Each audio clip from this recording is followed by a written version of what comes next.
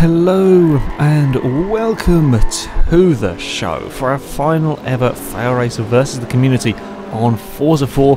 We decided to run some lucky dip racing. The way this works is basically when you join a lobby that's set to a certain class, the game will randomly assign you a car from that class and then you go racing with it. So in this opening race we have a mixture of all sorts of cars.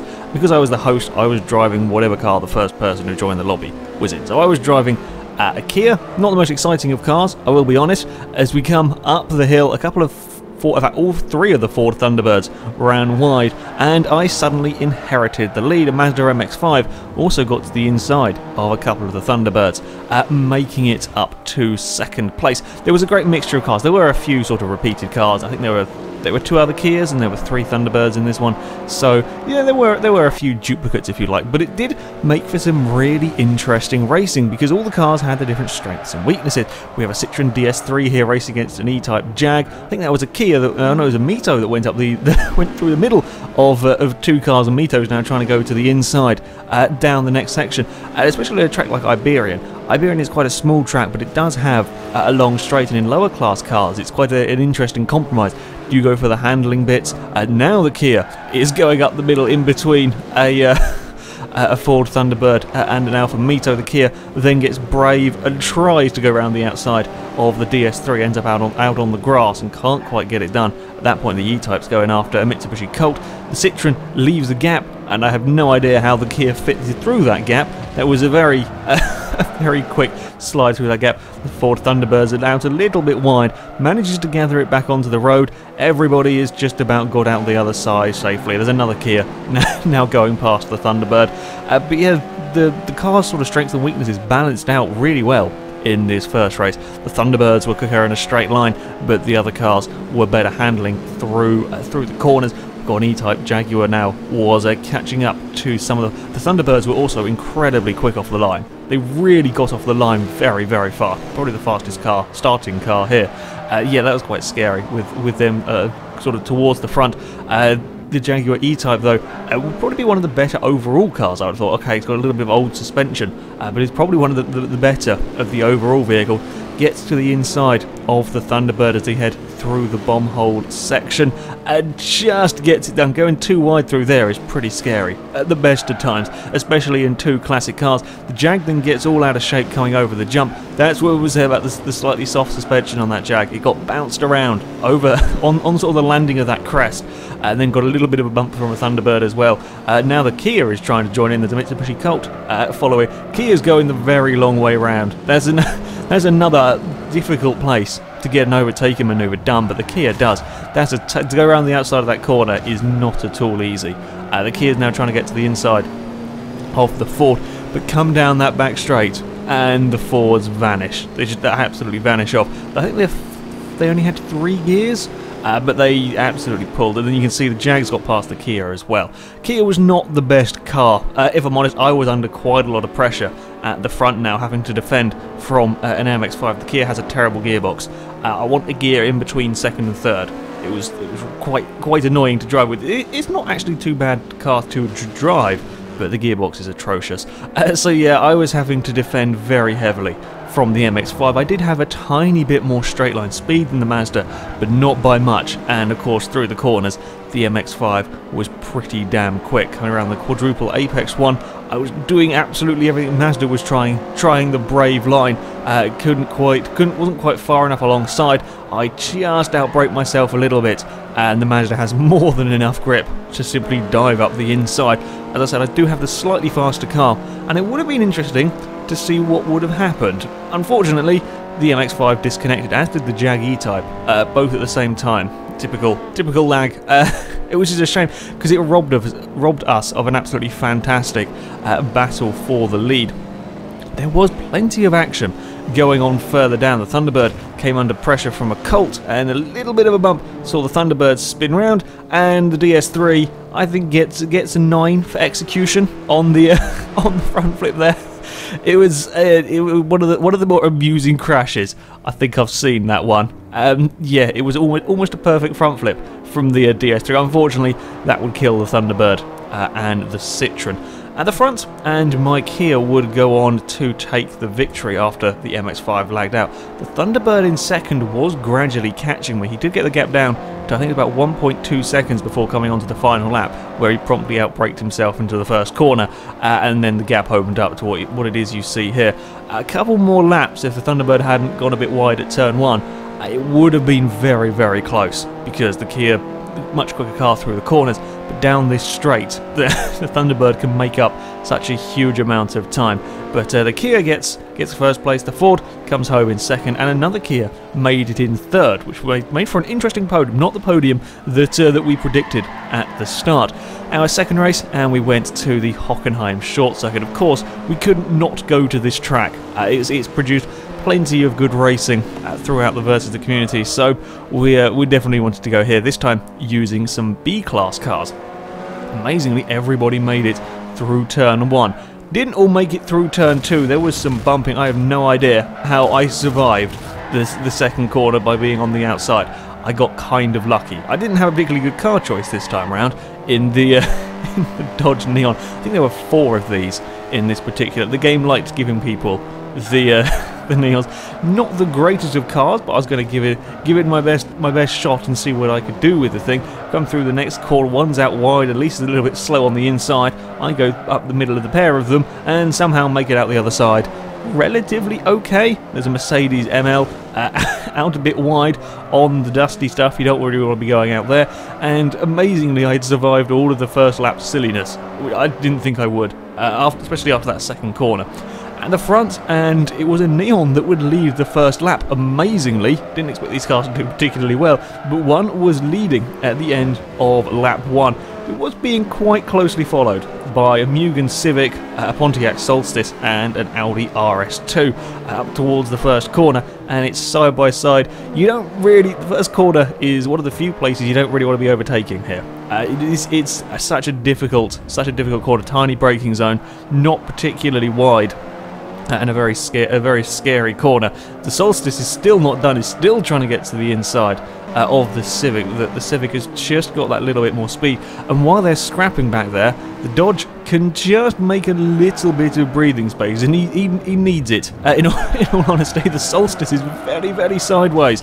Dodge gets a little bit of understeer. The Mugen tried to sort of go round the outside and then realised he couldn't quite do it. The Audi's got past the Solstice with its big sliding. The Civic, though, is just too quick. It's just too quick going around the outside of the next corner. That's another tough place to overtake. The Audi tries to follow the Civic through with a bit of an opportunistic move there. The Solstice is out sideways again. They're still side by side, and the Dodge is still fighting off the Audi and manages to keep the position for now. They're all trying to get underneath the Dodge on the second to last corner. The Volvo's got a little bit wide, and of course while these lot are scrapping, me and the Volvo are catching up to them. In the end, the Dodge just runs out of grip and finds himself out wide on the final corner. The Solstice and the Audi go through, and now they're off to fighting amongst themselves. The Volvo's now caught up, and I'm being brought along with them. It was, yeah, quite an interesting first couple of laps at the front. Further back, the big Mercedes was perhaps not the ideal car for this particular bit of racing, as he was fighting with a Chrysler 300C. The Lotus gets a little bit excited, tries to go around the outside of the Mercedes, can't quite make that maneuver stick, but the Chrysler doesn't quite have the grip on that particular corner, and the Mercedes does manage to get an overtake further on, and there was an almighty battle between the Neons and the Volvo. I was caught up in this one trying to find a way past. That was an interesting line I took. I didn't realise I'd gone quite that wide. As we come out of the final corner, trying to get a good run onto the straight. We're in completely identical cars, so it's all about who gets the best run onto the straight. I'm on the inside. There's a little bit of a bump going too wide. Didn't quite work this time round through the first corner. We both end out a little bit wide. The Volvo finds himself on the inside of the pair of us. I try to make it stick around the outside, but can't do it. The other Neon's trying to go for the cutback as well, and the Volvo's made up 2 places in one corner. So we've got all of that work to do over again. We haven't got past the Neon. I'm now back behind the Volvo. But these Dodges were holding their own, I have to say. I thought they would be terrible, but they were holding their own at this track. The Volvo then runs a little bit wide. I try to get to the inside. The other Neon's trying to get involved. It's almost 3 wide through this corner. Too wide is hard enough, let alone trying to fit 3 cars into that particular corner. I go defensive into the hairpin. I don't want to lose this place again. I end up actually slightly outbraking myself. I'm luckily far enough ahead. The other Neon does pretty much the same thing. The Volvo is there, just in case anything happens. I think this is for around 10th or 11th place. We have another Neon against an Audi RS2, and this was a race-long battle pretty much between these two over this particular position. There was a hell of a lot going on at this race. It was absolutely fantastic on the most part. It was a shame there was a bit of bumping on the opening lap. The Audi's having a look at the inside. The reason why this track has tended to create such good racing is almost every corner here is a good overtaking opportunity. This one is a scary one, it can be done, and turn 1 is a scary one. Again, it can be done though, and because there's so many different places you can overtake that we generally get interesting racing. The 2 cars in front, the S2000 and the Chrysler, had a little bit of a bump. I think one of them may have ended up a little bit wide, so now we have a 4-way battle for this particular area. The S2000 I think had a damaged engine, so was slow in a straight line, but still a very good handling car. Of course, the Chrysler would be very fast in a straight line, but not so good through the turns. And the Neon, the Audi, were sort of a little bit more middle of the road. As we come out of the final corner, the Audi's still looking for a way past the Dodge. They're all steaming up alongside the slightly slower Honda into turn 1. They're trying to make it 3 wide into turn 1. I don't think I've ever seen it sort of work. I think they do eventually decide better of it, and it's more 2 wide through turn 1. The Chrysler's having a go at the inside, but can't quite get it stopped. Chrysler, not the easiest of cars to drive in this particular race. The Audi is still stuck behind the Dodge, but they have got past both the Honda and the Chrysler at this point. I managed to make my way up into 3rd. The Pontiac and the Audi had a little bit of a coming together, and I decided that I would join in the fun, going around the outside of the Pontiac. Again, you can overtake there. It's a scary, scary place. The 2 cars here were technically a little bit faster than my Dodge. However, the Solstice is a very oversteery vehicle. I've driven it a little bit before, you'll see it here. It is quite an oversteery. It's quite good fun to drive. I do quite like the Solstice, but it is quite oversteery. So I was trying to use that to my advantage and defend as hard as I could. The Audi was a little bit quicker in a straight line, but the Audi had a fair bit of understeer in it. So the 3 of us were pretty close on the lap time front, and I was doing absolutely everything I could to try and keep that Solstice behind, try and make it as difficult for it to pass as possible, going very, very defensive into the 2nd corner here. The Solstice trying to go around the outside, but it doesn't quite have that much grip. It's not quite got enough grip, and it's not quite fast enough in a straight line to easily get past the Dodge. So yeah, I was being a little bit of a pain in this one. There was a fairly big tussle going on further back. I think this is for 5th and back, with a Lotus, a couple of Dodges, and a Volvo that's doing a bit of rallycross. The Lotus gets the pair of the Neons almost through on the exit of the 2nd corner, but the Lotus is not the quickest car in a straight line. I also think this one may have had a bit of damage, so was lacking in the straight line speed. The 2 Neons almost mug the Volvo. They give it a little bit of a bump. The Volvo ends up out slightly wide. Then they do go 3 wide. The first time I've ever seen 3 cars fit through that corner and everybody survive it. That's one of the better overtakes I think we've ever seen. Tried for the Lotus to hold that on the inside and nobody to have a silly crash at that corner. Fitting 3 cars in there is blooming rare. Fitting 2 cars there is scary enough, let alone 3 vehicles through that corner. At the front though, it was to be a far less exciting drive for the Mugen Civic, having one of the better cars in the lobby, and just sort of drove away while all of us were squabbling. I mean, the Solstice and Audi continued to fight for almost the entire race, and then I joined in and we had a 3-way battle for that particular place. Certainly won't have helped. We dropped quite a long way behind the Civic as he went on to take victory. Yeah, relatively, because there's no cars, there's absolutely no vehicles around, really, for the Civic. I was still locked in battle with the Pontiac, trying to do everything I could to stay on the podium. I really didn't think we would stand a chance with these Neons, but it had done relatively well until I outbraked myself a little bit. The Pontiac was in the right place to seize the position. I wasn't giving up though. I know I could still carry decent corner speed, and I know the Pontiac had slight oversteer problems. The Audi was a little bit slow coming into this final section as well. I was trying my best to make up, and I was hoping the Pontiac would get a slide on. He did a little bit, but it wasn't enough.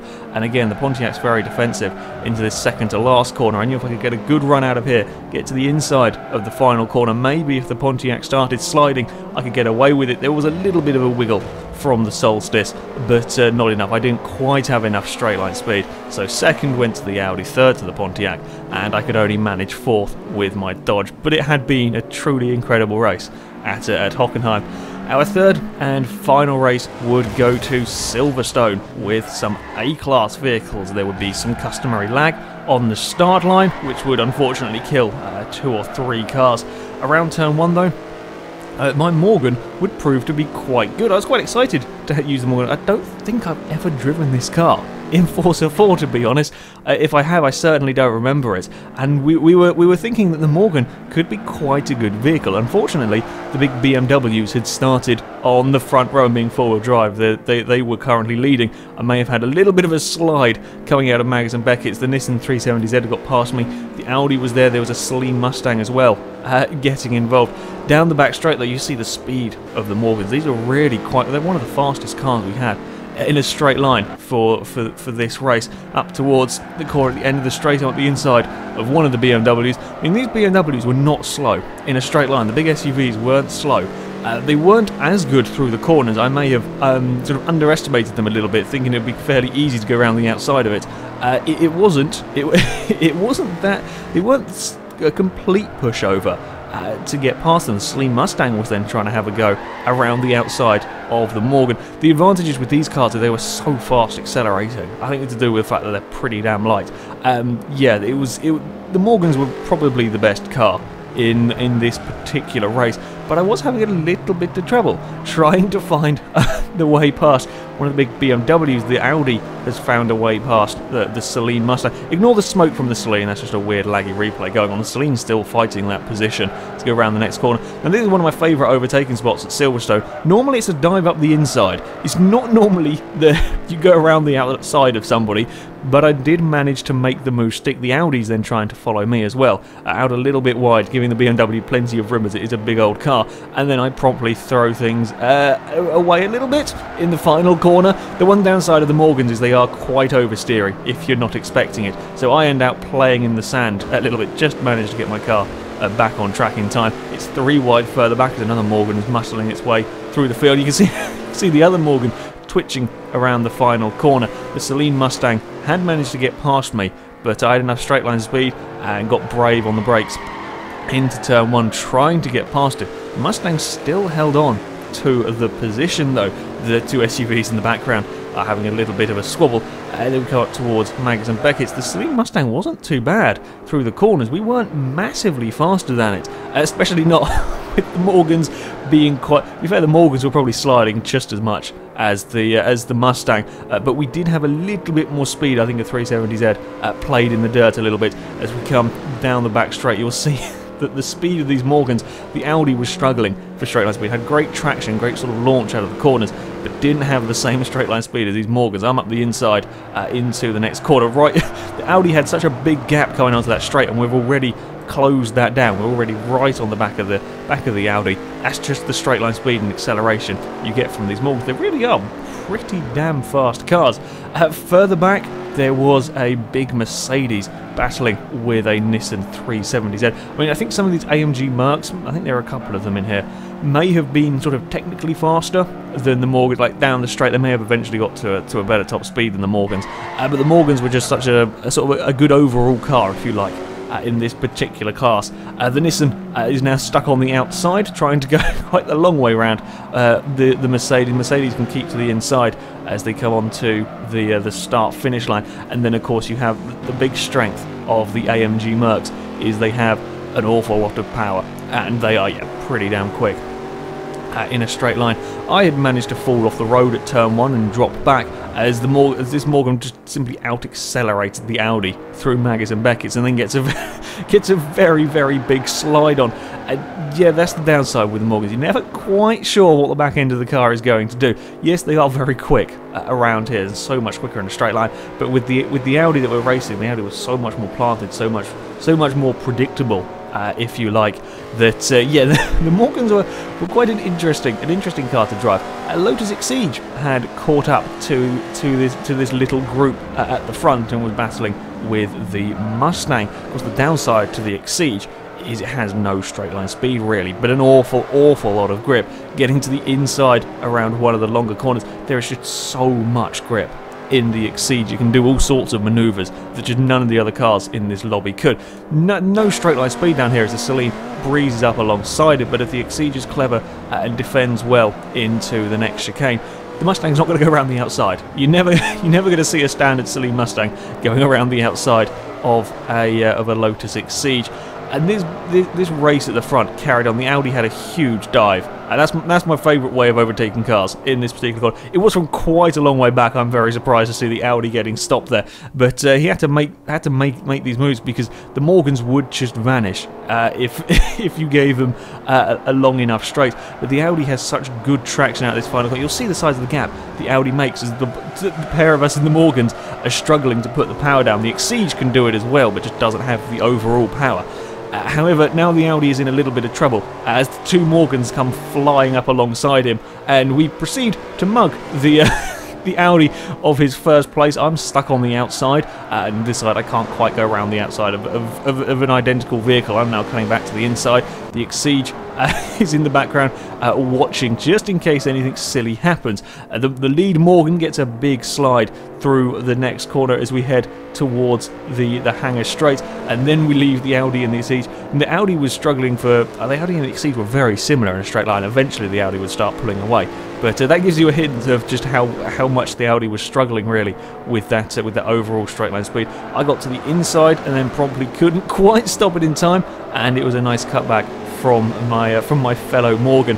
But the thing with these cars, because they were just that little bit unpredictable at times, it made it a very interesting race, because they would just suddenly get a little bit sideways. You just lose a fraction of a second getting it sideways, and if the car behind didn't, you got lots and lots of overtaking. As you see leaving this corner, there is a big slide from the Morgan. I can now race up alongside him, and of course while we're battling like this, the Audi and the Lotus are going to be kept very close company. I'm trying to be brave around the outside but can't quite do it. The Exige is trying to be brave with the Audi as well, and it's very much a four-way battle for the lead. If you come up towards Bridge, the Exige tries and can't quite get his car to the inside. I want to get a good line through this next corner as the Morgan in front gets a little bit wide, and then unfortunately, very annoyingly, lag would promptly mess everything up. The Exige still stuck on the outside. I'm amazed that this didn't break any other cars. I don't know what's going on. I don't get why the game decided to do this. I'm glad it didn't kill anything else, but it was a shame that it took out the Morgan that was leading, because it was a fantastic battle we had at the front. It was still blooming close between us three now. The Exige having so much grip through that final corner, but just can't do anything about these straights. The Exige could, the final sector, the Exige could close so much on, but of course down the start-finish line here, and then down the hangar straight again, I could pull such a huge lead with the Morgan that the Exige was always playing catch-up, and the Exige was having to worry about the Audi behind. Somebody was very unfortunate, and with the lucky dip racing, you never quite know what car you're going to get.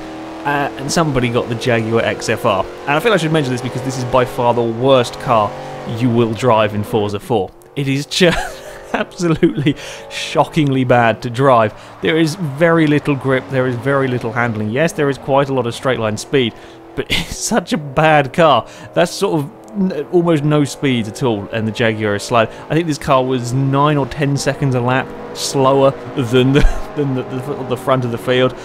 The Jaguar's absolutely terrible. I was really hoping I didn't end up in that car, because that's not something you want to be racing.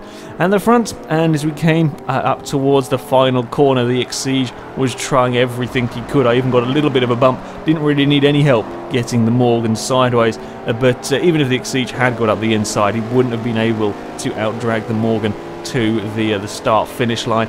So I would take the victory, the Exige in second, and the Audi coming home in third. Not quite a 1-2-3 for the British cars, as I had been hoping. It is a shame that the other Morgan was knocked out. The Morgans are pretty good cars, actually, I have to say. It was quite a nice car to drive. A little scary at times, but quite a nice car. The SUVs actually didn't do too badly. They finished in 6th, and this was a battle for 7th on the very final lap. The Nissan 370Z trying to get to the inside on the last corner, not quite making it work. The big four-wheel drive SUVs could get decent launch out of the corners. The Nissan would eventually be the faster car at a straight line, but couldn't do anything as they came across the line. Yeah, not too bad for the SUVs in 6th and 7th. A damn sight better than having that stupid Jaguar. But there we go. That is it for this video. That is it for Versus the Community on Forza 4. I have to say, this Lucky Dip racing was fantastic. All 3 races. There were a couple of bumps here and there, and a little bit of lag going on, but all 3 races were absolutely fantastic. Everything was, on the most part, everything was pretty damn. A couple of cars were a little bit quick. The Mugen Civic, for example, was quite quick, but then the rest of the field had an incredibly good race anyway. So yeah, Lucky Dip racing was very, very good fun. The next FailRace Versus the Community, because this is going to be out just before Christmas, the next Versus the Community is going to be on the 29th. We normally race on a Thursday, but that's Christmas, so we're not going to race there. The next one is going to be on the 29th, which is on Monday. We're going to be on Forza Horizon 2, doing some Storm Island rallying. So you're going to need the Storm Island DLC. We're going to be running S1 class cars as well, so they're going to be blooming quick vehicles for this. I thought it'd be interesting to have a go. There'll be a mixture of circuit and some point-to-point races. However, that is it for today, so thank you very much for watching. Oh, if you want to sign up to that, I almost forgot. You can go to our forums, link in the description, and to find the FailRace Versus the Community section, and yeah, that's where you sign up. But yeah, that's it for me, so until next time, goodbye.